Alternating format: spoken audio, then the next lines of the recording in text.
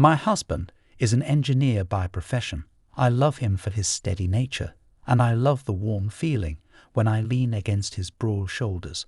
3 years of courtship and now 2 years into marriage, I would have to admit that I am getting tired of it. The reasons of me loving him before has now transformed into the cause of all my restlessness.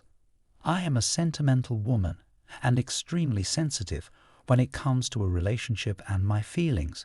I yearn for the romantic moments like a little girl yearning for candy. My husband is my complete opposite.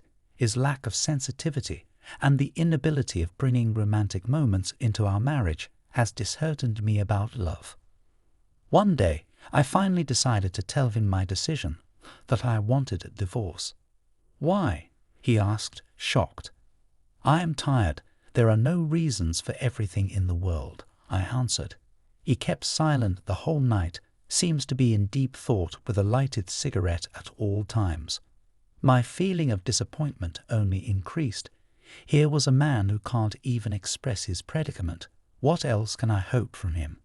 And finally he asked me, "What can I do to change your mind?"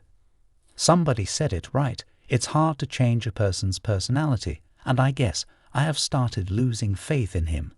Looking deep into his eyes, I slowly answered, "Here is the question. If you can answer and convince my heart, I will change my mind. Let's say I want a flower located on the face of a mountain cliff, and we both are sure that picking the flower will cause your death. Will you do it for me?" He said, "I will give you your answer tomorrow." My hopes just sank by listening to his response. I woke up the next morning to find him gone, and saw a piece of paper with his scratchy handwriting underneath a milk glass on the dining table near the front door that goes, "My dear, I would not pick that flower for you, but please allow me to explain the reasons further." This first line was already breaking my heart. I continued reading. "When you use the computer, you always mess up the software programs, and you cry in front of the screen. I have to save my fingers so that I can help to restore the programs. You always leave the house keys behind. Thus I have to save my legs to rush home to open the door for you. You love traveling, but always lose your way in a new city. I have to save my eyes to show you the way. You always have the cramps whenever your good friend approaches every month.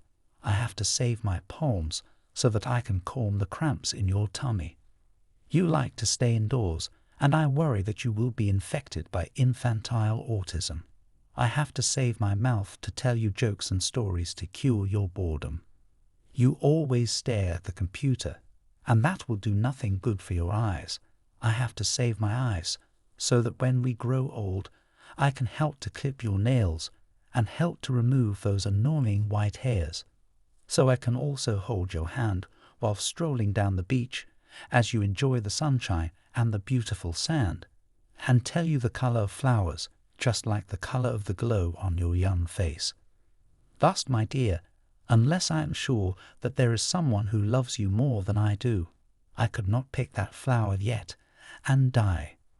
My tears fell on the letter and blurred the ink of his handwriting, and as I continue on reading, "Now that you have finished reading my answer, if you are satisfied, please open the front door, for I am standing outside bringing your favorite bread and fresh milk." I rushed to pull open the door and saw his anxious face, clutching tightly with his hands the milk bottle and loaf of bread. Now I am very sure that no one will ever love me as much as he does, and I have decided to leave the flower alone. That's life and love. When one is surrounded by love, the feeling of excitement fades away, and one tends to ignore the true love that lies in between the peace and dullness. Love shows up in all forms, even very small and cheeky forms. It has never been a model. It could be a most dull and boring form. Flowers and romantic moments are only used and appear on the surface of the relationship.